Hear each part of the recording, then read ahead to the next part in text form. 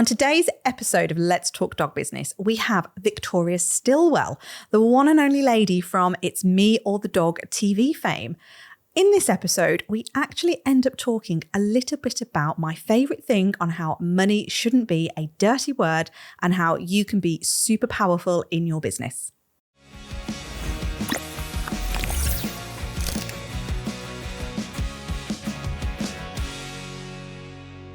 So on today's episode, we've got a pretty special guest, the one and only Victoria Stilwell. So as much as we love you and we feel like we know so much about you, there may be some people out there that are not quite sure who you are. So would you mind giving them a little bit of information about yourself and tell us what you've been up to recently? First of all, thank you so much for having me on. I really appreciate you inviting me. And I am a dog trainer. I've been a dog trainer and behavior expert for over 20 years now. I started off in the UK as a dog walker. I had a dog walking company and also a dog sitting company at the same time as I was trying to become the world's most famous actor. And I went to university and drama school, but all throughout that, I had my sort of second job, as it were, which was dog sitting and dog walking. Through that, I started to become really fascinated in the way dogs learnt. And then I began to study to become a dog trainer. So I moved to New York City in 1999, and I opened my dog training business there called Dog Trainers of New York, followed by Dog Trainers of New Jersey. And after doing that for many years, I then came up with the idea for a television show because at that time I was working in rescue and I was really sick of the waste of life I was seeing in the shelters in New York City and the 5 boroughs. And I thought there needs to be something, some bigger vehicle than what I can do right now that will get the message out there about responsible pet ownership, but also that if your dog has a behavior issue, there's something you can do. And that's how I came up with the idea for It's Me or the Dog. I was a young mum. My daughter was about 8 months old. And I sat down to watch the first episode of The Super Nanny. Jo Frost, right? The Super Nanny was big at that time in the UK, but they also brought her over to America. So I was seeing the first American show. And I remember getting really excited. I was like, yes, that's what I need to do for dogs. So I found out who the producers were. They were a production company in the UK based in Brighton. And I wrote them an email that night with my treatment, with my idea. Instead of crazy kids, I'd be working with crazy dogs. And the rest is history. They contacted me the next day. And my husband was a videographer. And so they were like, can you show us some footage of you training and your idea? So we went, and I was working with a crazy, wonderful family in New Jersey at the time. So I asked if it was okay, if I could film with them. And we did. We made an 8-minute little teaser, I should say, called Super Trainer. And that's what sold it to Channel 4. That's how It's Me or the Dog was born. Gosh, that was in late 2004. So 2005, it started airing It's Me or the Dog. And now we just finished filming the 10th series. So yes, in the UK, that's going to be coming up in August. And I have also finished filming the second season of another show for Channel 4 called The Dog Academy. So that's kind of what I'm doing right now. Plus, I also run an academy to train dog trainers or to teach people to be dog trainers. And I have a great website. And that is a perfect example of a go-getting attitude of going, I'm just going to do this and see what happens. I love that. Yes, it was a really, I hadn't done, I'd done a few TV stuff as an actor before, and I'd done some voiceovers, but I'd never trained a dog on television at all. And so it was, but I remember knowing that my idea was the right idea and it was going to work. And I remember sitting as I put my daughter to bed, and I had gone to sit in my bed and just watch TV and just relax for a little bit. And then I just remember I started shaking all over because I was like, this is the idea. This is it. This is how we're going to rescue more dogs. And I just knew it was going to work. Now, it's not easy to get a television show, and it's not easy convincing people, and so it was quite a process. But in terms of television at that time, it was quite short. So that was in November. And by March, we were filming the pilot. Yeah. So it truly was. And I've always been like that, fly by the seat of my pants kind of person. And it just not afraid to take risks. And some things don't work. In fact, when you're talking television and media, you can come up with 20 ideas and only one will work, but it's not for want of trying. My husband runs our business full time now. And I will run to him sometimes and go, I got a great idea. And he rolls his eyes and goes, oh my God, what what's now? Coming? And then he goes, that sounds fabulous. How are we going to do it? I love that question. That is my favorite question to ask all the time. Isn't it? It's like, oh, how are we going to do it? Not like, oh, it's not possible or you can't do that. It's like, brilliant. How are we going to do it? And I think it's just it's such an important question to ask. And I think that this can relate so much to people in the dog training industry at the moment who may be feeling a little bit stuck, or there's still this, I feel like whilst movement is definitely going in the right direction, and certainly we're hoping we get to be a big part of that as well, because I think we've both had that same feeling that you were just describing, of that full shaking, just full knowing that what we're doing is going to make a huge difference. It's when people are feeling that overwhelmed and going, how can I possibly just make this training business work for me? It's where do you turn to get that question answered? And who is going to be the person that's going to help you on that journey? And I suppose, where do you even know on where to turn on that? So I suppose in your example, you were saying you knew to contact the producer of that Super Nanny show, but it's that determination to try and figure out who that is in the first place. Yeah, I had no idea how to write a treatment as an idea, and how to write a treatment for television. So it's it takes quite a long time. So, but at that time, I don't even know if we had Google at that time. But anyway, I went online and I found out, how to write a treatment for television. And that's for if you've got an idea for a TV show. And they had some information out there, and I did it. I followed it. And so it was not a well thought out plan, but it was something that I absolutely knew that I had to do from my very core.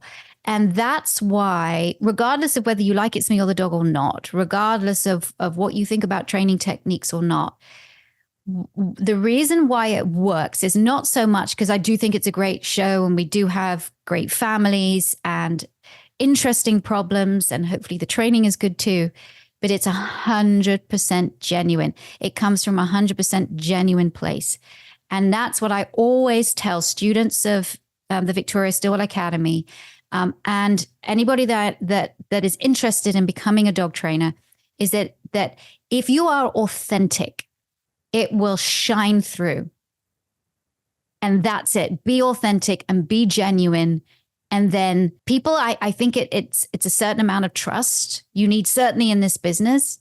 But I think then people will trust you more. And it sounds to me like you knew your purpose was so strong.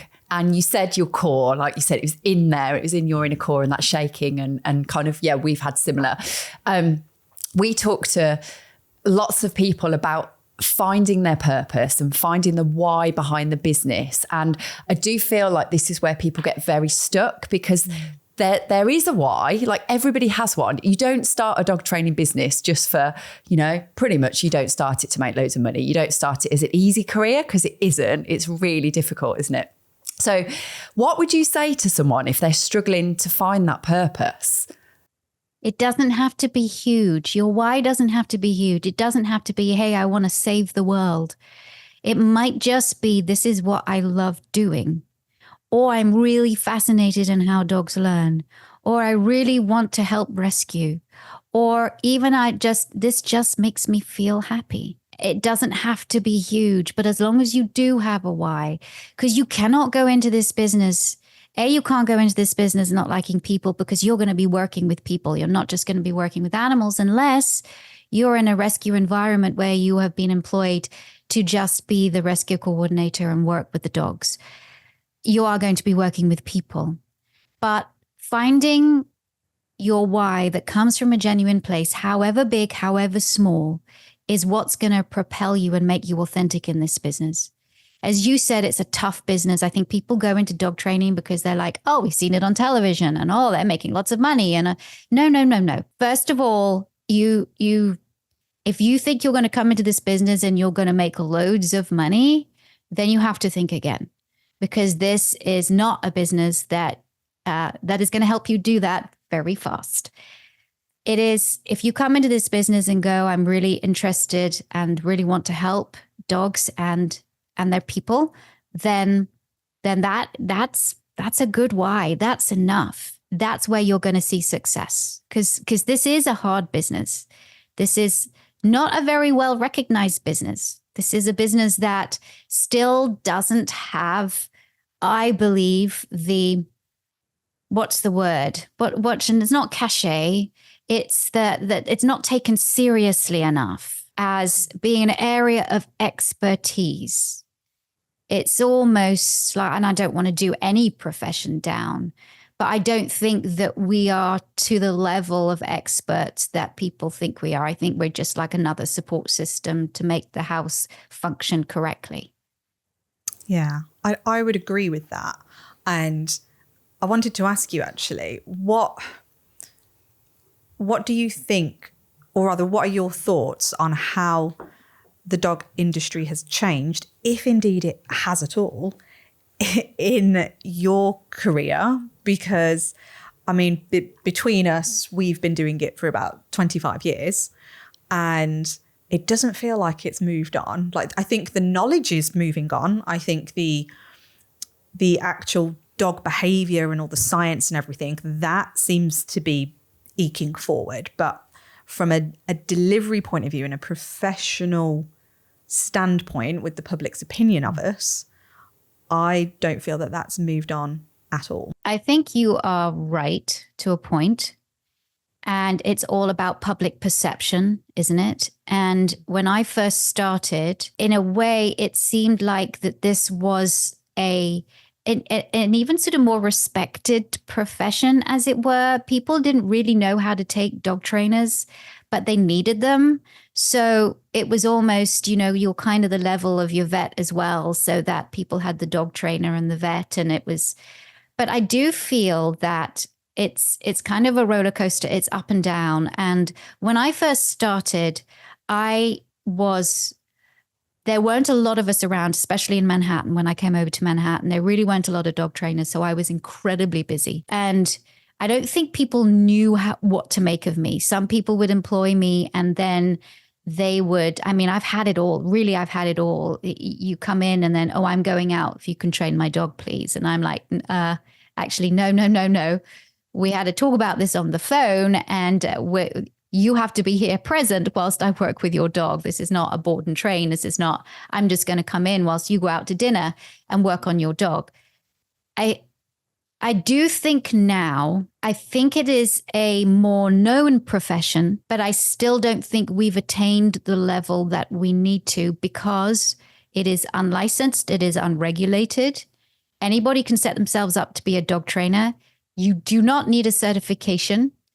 You don't need a lot of experience, because people with very little experience, they might take a weekend course and say, hey, I'm a dog trainer. And until we get that part sorted, which is its own beast, until we get that sorted, then we're going to struggle, and we're going to continue to struggle. So there are attempts in the UK to address that. And we have the UK Dog Behavior and Training Charter, which is a charter of 10 founding members of very big schools and organizations that have come together with a code of ethics. And the charter is growing all the time, and we're adding new members all the time. And of course, the central theme of that charter is welfare for dogs, welfare for people. And so there, we are not going to accept shock collars or prong collars or choke collars or any of that. It's very, very, but we, the people that are part of that charter, the general public can go to that website and go, hey, I need to find a trainer. And I know that this trainer from this organization has to follow a set code of ethics. So that is what we have tried to, the big schools in the UK have tried to do in order to have a sort of one-stop resource for people who are looking to have a trainer come into their home that they know follows a certain set of ethics, but also knows what they're talking about. And in an unregulated industry, that was how we have started. When you get the government in, then that's going to be really hard, because what are the limits you set? What are the devices you can use? What are the methods that they're going to allow?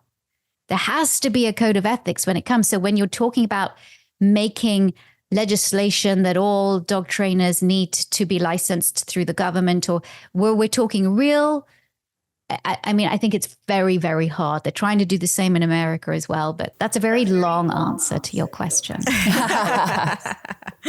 No, but there's lots of different facets, I suppose, in everything, isn't there? And what I was trying to think of was, whilst she was talking, was I feel like there's more we could be doing internally as an industry to either, I don't know, whether it's collaborating more, whether it's paying a bit more attention to our businesses and how we run them and how we portray them to the public, rather than, and again, I appreciate that this is a very generic outlook. However, I feel it's a bit more accurate than the small percentage that is out there. But if we as an industry are always acting fearful of another trainer popping up next to us, like they're in our territory, and as we lovingly refer to it, we start resource guarding our business, and we start feeling really fearful that someone's going to come and take all of the dogs away from us. And that's when you almost end up in these, a bit like pricing wars, isn't it? Where suddenly like discounts are being like thrown around, or it's well, I could do this maybe a little bit better than that one. And then that's when I've actually seen it where people are having conversations with the public and almost slating other trainers because of whether it's a method choice, or again, and you can see that it comes from a place of fear, that they're like, I need that, I need you, whether it's from a monetary gain because we're going, I need to pay my bills, so I need you as a client to get some cash in, or like, I really don't want you going to that other person for whatever reason or the other, like I want to be the person to help that dog. So I don't know, like in your opinion, what do you think we could be doing internally to make it a bit better? Well, that's why I think the charter is so amazing, because it is collaboration. Who would have thought that these big schools that truly are in competition with each other would actually collaborate? So I think if we can do it, then, and we're all going for the same money, we're all going for the same people. But if we can collaborate, anybody can collaborate. But I understand that fear. You open up your dog business in a town and you're doing really well. And then somebody comes along and maybe you're their mentor, or they come and shadow you, or they're your apprentice. And then all of a sudden they set up. And now you're seeing less business come your way because the person that you mentored has just set up down the road and is now taking clients from you. That happens all the time. So people have a right to be fearful. People have a right to resource guard. We resource guard our homes and our cars and our things because they're important to us, and we don't want other people to take them. This is the same thing. You have to be able to put food on the table to feed your family. You need to be able to earn your money. And so this happens all the time. It also happens with bigger businesses coming in and undercutting. And there is one particular business in the UK that offers very, very low cost training in areas, and have kind of blanketed the UK with very low cost training in the very halls where other trainers who've been there for years and years run their businesses. That I think is deplorable. So we have at VSPDT, we have the Victoria Stilwell Positively Dog Trainers, which is a an umbrella organization that, we all train in the same way. And when we license a trainer, we make sure that they can be the only trainer licensed in a certain area, right? And so it means that there cannot be another VSPDT within a certain mileage of where that VSPDT trainer lives. And so that's the way that we've tackled it. But that doesn't stop somebody else from coming in. And I've heard from trainers that work with me or that I'm friends with, where people have come in and have badmouthed them, and not people that aren't VSPDTs, just people who've learned from other organizations or just haven't learned at all and read a book, and now they're going to be a trainer. And then they start bad-mouthing. And of course, everybody can bad-mouth everybody now, because social media has given everyone a voice. And I would say that the industry, if you're coming into this industry, you will at some point probably go down the rabbit hole of getting on social media and bad-mouthing a trainer or saying your techniques aren't right. It happens. It's human nature.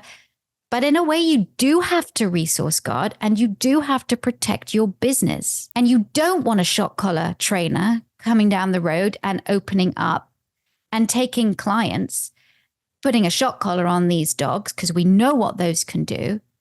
We don't want that to happen. So now it's becoming a welfare issue as well. And I think that's the pressure that trainers are under. But that's the negative side. The positive side is that I also know trainers that have an amazing network of trainers that live very close to them, but they refer.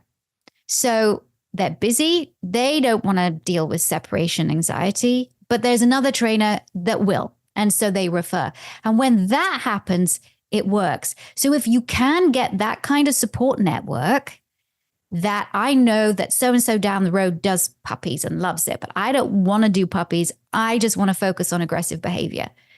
Do you see what I mean? So it doesn't have to be negative. It can be. And that does mean that you do have to reach out to people in your area, and hopefully they're willing to collaborate as well, because training can be a very, very lonely and isolating profession, especially when you're just working for yourself. Yeah, no, definitely. And it is something, all those things you've said there are considerations and definitely things that come to the forefront in the work that we're doing. And it's a definite innate fear in people. Yeah. And I suppose our mission is to try to intrinsically change that fear to be not only collaboration, which is a huge thing that can help, but almost like bring out your own superpower so that you can not fear the person who's moved next to you, but go, I'm me and I offer this and I do it differently. And it's almost like, people buy from people. At the end of the day, we could be offering very similar services, couldn't we, to the next person, but they're going to pick you. And we want people to really think about, and it comes back to that purpose we were talking about earlier. And if you know that strong purpose and you've got that as the driving force, then everything else comes off the back of it. And I suppose it's talking about how we bring that confidence out in people. Yeah. And what we really try and do is go, rather than fear the people around you, is how can we bring that confidence out? So what would your kind of advice be for somebody to start bringing that confidence out? And again, going back to that purpose and why, and how can we bring that all together, and values and mission and vision and all of those kind of things? What advice would you give in that respect? Well, we have an expression here is you do you, which means that you focus on what you are doing. And I think it's easy for trainers to look at others and go, they're doing that and they're doing that. But you have to focus on what you're doing, because you're going to expend so much energy through that fear, or this person's opened up down the road, or this person's doing this and this person took that client, that actually all of that energy is going to go to that and not to what you should be focusing on, which is building your business. I think once you start to do that and you clear all the noise from your head, then you're going to be able to see results. You're going to become so much more confident. And you know what? So-and-so might take a dog away from you. So-and-so might start doing agility and more people are going to go to their classes. You have to be flexible and know when to pivot as well. Okay, well, then maybe they're better at doing agility than I am, but I'm going to pivot now and I'm going to offer these kind of classes. So I think you need to be flexible. I think you You need to have the confidence to explore and just focus on what you are doing. And when you do that, it just brings more clarity. Yeah, it's a good point, because I like what you said there about like when you focus on your business, and that it's like you do you in your business. And it is our real deep-rooted, strong belief that actually if you do really look at your business like a business, which is really hard for a lot of trainers because we've got into it almost as a little bit of a hobby, and we love it, and we love working with dogs, and we love geeking out on it. And I mean, ultimately that's how I got into it. I got a husky for my first dog and thought, oh, how does your brain work? And I was just really interested. And my why changed over the years the more I kept doing it. So my initial in was that whole I'm interested in behavior. I just want to understand it. And then it evolved. But by focusing on the business and seeing how my passion, I suppose, and the desire to educate, because I realized that I really loved coaching people. So actually my dog business became very much marketed, I suppose, as I'm coaching the humans, and the dogs were like the byproduct. Like they just evolved from a happy thing just because I was educating the humans. But I had that focus on the business, and I did like the amount of people I could see out there going, well, why are you not focusing on the dog? Why are you not telling people that you're going to fix the dog and, do all of this amazing stuff? And I was like, well, because I'm doing me. And that for me worked really well. And now in turn it works for us when we rebranded and merged those two businesses together. So I just think it's really nice to hear, actually, just like in support of do you and focus on the business as well. Yeah.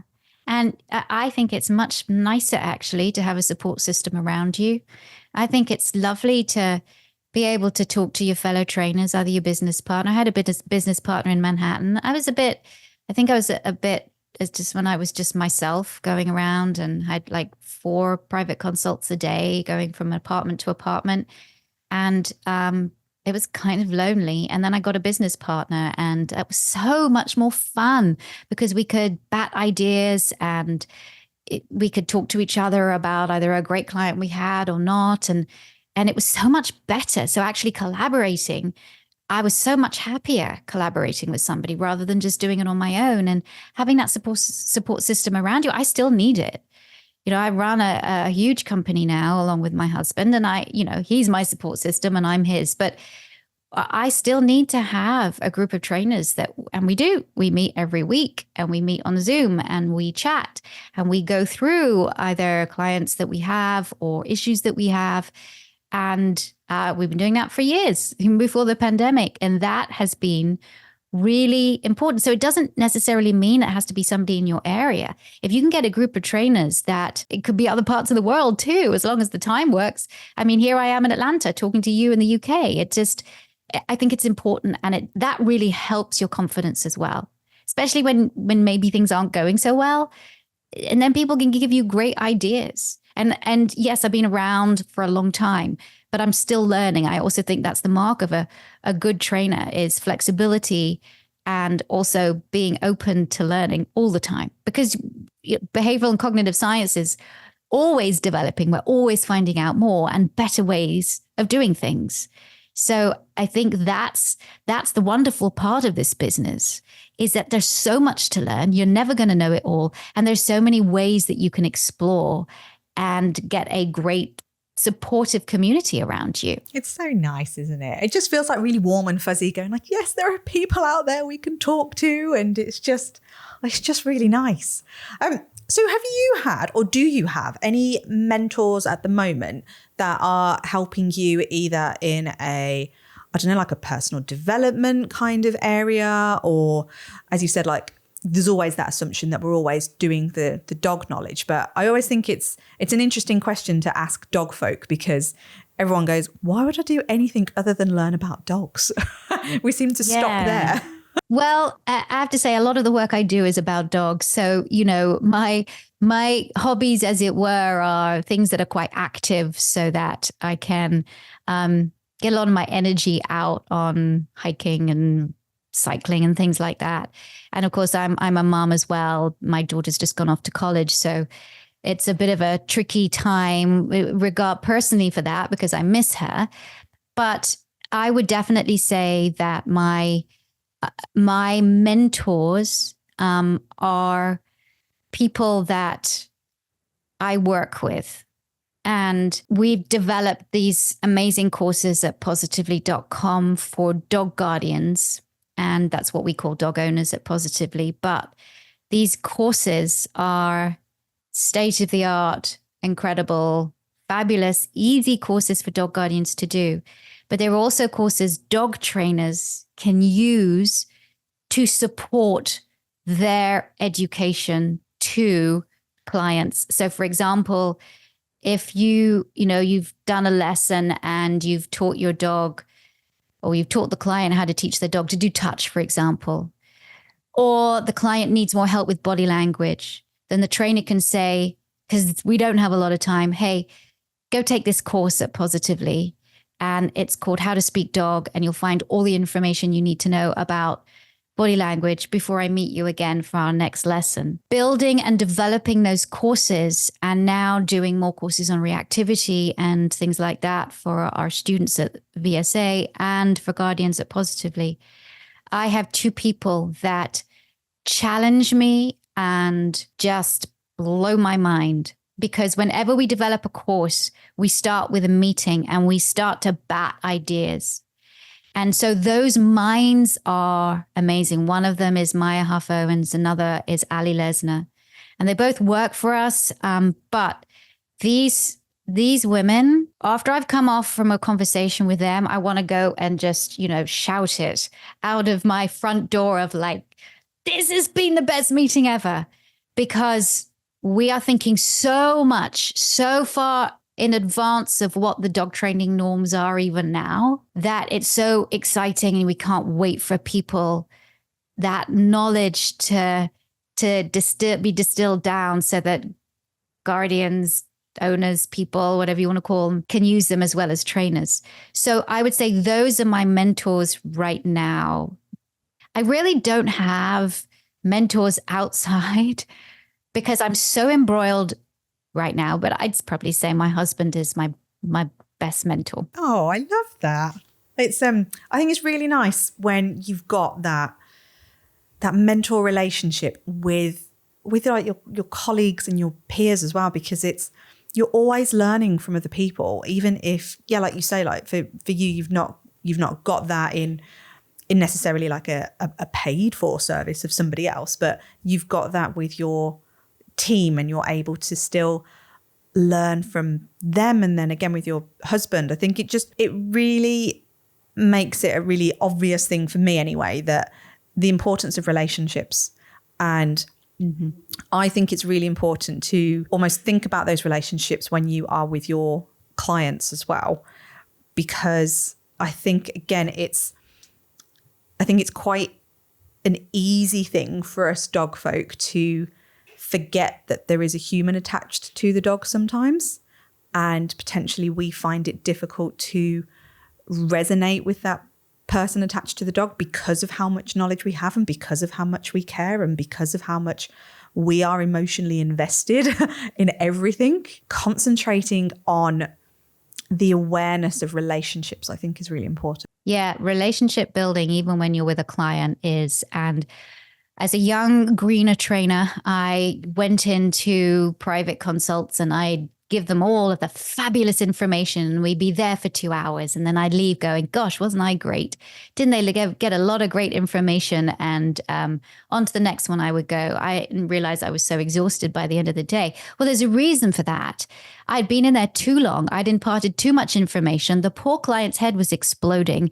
And I didn't take into consideration that all the words that I were using, that they couldn't understand in a million years. This is dog trainer speak, right? So as I grew in the profession, I started to truly simplify. And now we really focus on simplification of like, what can your clients take on? How busy are they? what are they going to be able to work on in between sessions, if that's what you're doing, or between group classes? You really have to be client-centered as well as dog-centered. I always say dog-centered first, then client-centered, but they're both really important because then you get buy-in. So simplification in this business is vital. They don't want a lot of information. They do want you to come in and stop the problem or teach their dog to do something. And they want you to do it as quickly as possible. And most clients, they don't want to work on it a lot. So I think it is important now in this business that we focus on making things as easy and as simple for clients so that we get buy-in and we see ultimate success for dogs. Yeah. And actually this leads to something I was thinking about as you were talking earlier about the way that you create these courses and you could hear the excitement and feel the excitement about we've got this thing. It's amazing. I love it. It exudes. Yeah, it is exudes. It's oh my God, it's like contagious. I can feel it. And I want to do it. I'm like, what is it? Yeah. The passion's there. But when you're creating these courses, when you're in that kind of collaborative headspace and you're all putting your heads together and creating these new amazing things for owners, that simplification thing is so key, isn't it, to do that? So talk us through the thought process of what it is you create, first of all, and then how you go about simplifying that so that it actually lands with the owners or the guardians, as you call them, in the right way with the achievable goals that they need to be able to implement that to change their dog's behavior. When we're developing courses, we have to, it's like even doing a television show, right? It has to be entertaining for buy-in. And I'm not sort of saying entertaining in a kind of reality TV kind of way. I'm saying that it has to keep the adult learner engaged because we have around 10 minutes, 10, 15, sometimes 20 minutes of actual focus time before we need to refocus. So we take that on board with adult learners and we make it that here we have a bit of information, then we have some video. Then we have a bit of information, then you take a little quiz. Then a bit more information and there's great animation. So that we're always keeping the brain engaged. And it's also a course that a guardian can pause as well. And you can walk away and then you can come back. Even when we're on the computer right now, we always say, and so when we're doing some online courses with our students at VSA, we're like, okay, want to take a break? Just turn your head and look out the window now for 20 seconds. Broaden your vision. Take your head away from the computer. So we are always working in adult learning, how adults learn best and what is easiest and simplest for clients to learn. And so with the courses, if you go to Positively, you have to sign up, but we have a load of free courses. So some are paid for obvious reasons. We got to keep our business going, but there's a lot of free ones. And so if you're interested, we say, go and take a free one, and then you can get a kind of idea. Some of the courses are a bit more in-depth than others, but let's say if you wanted to go take the touch course, it's pretty easy. We do break it down into steps, but it's pretty simple. But there are courses like, why does my dog? And it talks about, why your dog does the things that dogs do. And so that's more of a sort of knowledge-based course, or managing your dog's energy levels. There's some really just good, quick tips and hits that people can go, oh God, I can use those with my dog. So we wanted to make every course has got to be a story. It's got to have a beginning and a middle and an end. It's got to engage. It's got to have where the actual learner can do activities as well, take quizzes and test their knowledge, because with testing comes retention. And so that's how we built, and we built at Ali Lesner. She's a sort of a master builder in that way. She's taken a lot of courses in how adults learn, especially online. And so, we have that really fabulous team that can come up with the ideas, that know how to create something very, very special. And in terms of like implementation for the guardians, so they're taking one of your courses, they're doing it all, and hopefully in the way that you've described there, how do you measure that a success? So is there a way you can do that? Do you get feedback from people? So tell me about that. I think getting reviews is important. So if you're a trainer and you want to be able to promote your business, word of mouth is great, but it's also fabulous to have on your website people that are like either through video or just through a little bit of text of like their experience, so that it's a reference basically. And when you get feedback like that, we always ask for feedback all the time. So whether I go to a client and it's just I want the feedback. And if it's good feedback, great. Can I use it on my website? Thank you. I'll ask permission first and then I'll put it on my website. If it's bad feedback, why? What can I do to improve? Not just, oh, well, that's horrible. That was a nasty thing to say about me. But what can I do to improve? Right? Because you're not going to gel with everybody and things aren't going to work all the time. And that's okay. So I would say that being able to promote, don't be afraid to promote yourself. As somebody who grew up in the UK, then coming over to America where they are very overt promoters. It was a kind of baptism of fire, but I've sort of learned to be more of an American promoter than a UK promoter. Because I think in the UK, certainly back when I was living there, it was very much like, don't toot your own horn too much, don't brag too much. And we're not saying we're bragging, but we're saying, hey, what we do, we're actually really good at this. And I want to share this with you.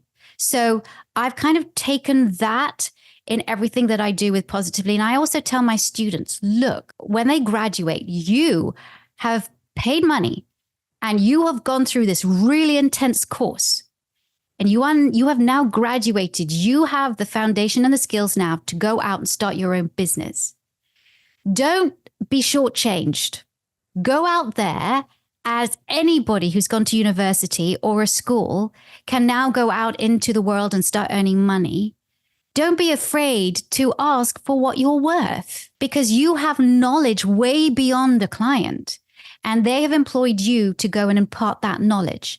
So be proud of the fact that you have that knowledge. Go share that knowledge and don't cheapen that knowledge by being too cheap. Do you see what I mean? I think that's really important for every trainer, to not be coy about it. Celebrate your knowledge, share that, and, be paid what you're worth. Oh, I love that. That's very exciting for me to hear. I always think, I feel like, actually, I've given myself this name as that I'm always the one talking about money, but I feel like I want to talk about it because for me, it shouldn't be a dirty word. It's like, you've got to keep your business afloat. Like I myself, I've got 2 young boys. How am I going to be able to do what I do and keep them alive, essentially, and give them the life that I want to give them, and that we can share these experiences together? And, how am I going to do that if I'm not promoting ourselves as someone that actually is going, no, do you know what? We are bloody good at what we do. And like we were saying earlier, like we can feel your passion and your enthusiasm, and you can, when someone's really in their flow, we're like, oh, and it's really attractive because you want to be brought into that. So from the public point of view, and I think this circles back nicely to what we were talking about earlier on that public perception and how this profession could come across as a little bit more professional. And I think if there is a magical injection out there of like confidence, you could just go around and give it to everybody and go, look at all this stuff that look at how much you invest every single year on your knowledge on dogs. And for us, like just tying it back into what we're doing on going, if you invest again in your business, like spend some time in your business and working on it, not just the delivery and not just the dog knowledge, because it's all important. And then when you've got all of that knowledge and you start to do the implementation, then that's where your confidence will naturally grow. And I think that is where we will see a really big shift in public perception on our industry, because we will be walking around going, yeah, I know my stuff, without the cockiness of it. But it's like, I do know it and I want to share it with you. It's a serious business. This is a serious business where people spend a lot of time and money learning how to do this. And it is not an easy business. It's not easy training dogs. But I do have to say as well, when you're talking about the money portion, I know that I get this a lot. Oh, Victoria, you're fine because you're making lots of money, whatever. Well, let me tell you that television does not make you a lot of money. That I knew that It's Me or the Dog has a shelf life, right? It's not going to go on forever. I thought that at the time. Okay. So we have been quite successful with it. But, right, I've just bought a new car, right? But I had a car since 2007. I haven't bought my yacht yet. I don't really want a yacht, but you know what I mean? And it's almost like, no, I have grinded. I know what it's like. I have been there. And I had to, around the television show, develop a business where I was going to be able to put food on the table from my family, where my husband and I could afford to live in a house and have a car and live. And I am not going to be precious about it. I'm not going to apologize for it. Yes, I've been very successful. Yes, now I have more money than I used to, but I'm not going to apologize for that because I have worked so hard and I've worked in a genuine way. I do think with terms of the profession that even though it's Me or the Dog, and now I know there's some other dog training television shows, that sometimes maybe the shows have maybe done a bit of disservice to the profession in that, oh, well, I just watch a show and I can do it, or that looks easy, or that's so quick and you can do it in 30 minutes, you can do it. And so I don't think that has been great for the cause in one respect, but I do think it's also brought dog training out to the fore. So these dog trainers are out there good enough to be put out there. And so, we need to be respected. But may I just say also that this is a female-dominated industry. But women still in the profession, in any profession, are not given the kudos that they are due. And so we struggle still with that of like, if you stand out loud and proud, or you stand up against something, then you're meddling, you're a diva, you're a money grabber, you're this or that. And women, I think, get a bad rap. That if we are strong and confident, we're called all these kind of names designed to pull us down. Well, people will do that. They'll do that on social media, whether they're women or men doing it, they'll do that to you. Lose sight of that. That is just, sometimes it's jealousy. It's just, who cares about that? You focus on what you do and be proud that you are a woman in this industry. Be proud that you are making money and go out there and do the best you possibly can. Oh, that's powerful. It is, isn't it? I like it. I like it a lot. We need to hear more of this. This is absolutely the message that everybody needs to hear. And I think it's a really nice way to kind of wrap up this episode, actually, because I would love to keep talking to you on that. And I think we could absolutely make it a whole day episode. But I think it's just such a pivotal thing to end on, in going, love everything you do, be proud of it. And yes, this is a very women heavy industry. And please, all you women out there, please do not shy away from your superpower. We are amazing creatures, I feel. We are fantastic at multitasking. A lot of us may have like young families out there like myself, and it's hustling. It's going, let's just do something that we're super passionate about. Go all in, surround yourself with people that are going to support you on that journey, and just keep working on building yourself up and having that amazing, my magical injection of confidence. Yeah, and I would say I don't want to diss the men out there, because there are also some fabulous male trainers as well. So, and there's a lot of male trainers that are really doing it with the animals' welfare first and foremost in their minds, and that's brilliant. So yeah, we do need more men in this industry. So those of you who are listening, get on it. Come and join us on the podcast. We actually seem to have attracted quite a lot of men into our business with Canine Business Academy, which is really nice, actually, considering we're two women that just talk about the stuff we talk about and chat. Like, you said you'd listen to the podcast and you like the informal approach. But yeah, we do seem to be having that pull in for the men, actually. Yeah, that's really good. And I think the service that you're offering as well is vital. It's a support system that everybody should have. Oh, amazing. Appreciate that. Thank That's you. Good to know. Well, thank you ever so much for joining us on our episode today. I really enjoyed talking to you. Thank you for having me on. I appreciate it. If people want to find out more about you and your academy and all the things you're doing, all these exciting, amazing courses that you're clearly always creating, how do they do that? They would go to positively.com is the website. And as I said, if you're a dog guardian, you're going on there. There's great courses for you. But also if you're a trainer and go to positively.com, you can use these courses as your support system as well. And then, if you are interested in becoming a dog trainer and learning with VSA, you'd go to vsdogtrainingacademy.com. Then I'm on all the socials under my name, Victoria Stilwell. And also, if you want to see more, It's Me or the Dog, then just go to the It's Me or the Dog social channels. They're on every kind of platform. And yeah, the show for that's on the Really channel in the UK, It's Me or the Dog, the final season comes out. Well, I don't know if it's the final season, but I think it is because I'm really tired. That comes out in August. And then the Dog Academy, it comes out sometime on Channel 4 in the not too distant future. Amazing. And we've got one more question for you. And this seems to stump a lot of people, this question. So yeah, just prepare yourself. It's not that bad, honestly. Who do you know that would be an awesome guest for us to have on the podcast and spread this message even further? I think, as I said, Ali Lesner would be an amazing guest on your podcast. Amazing guest.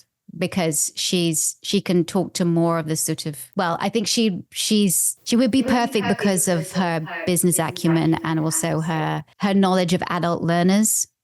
I would say she would be a great guest, but I have a long list, so I could give you that list at some point. Pass it on. Amazing. But no, that sounds like a great start. So yeah, thank you again, Victoria, for coming on. And yeah, We'll see you soon. See you soon. Thanks for having me.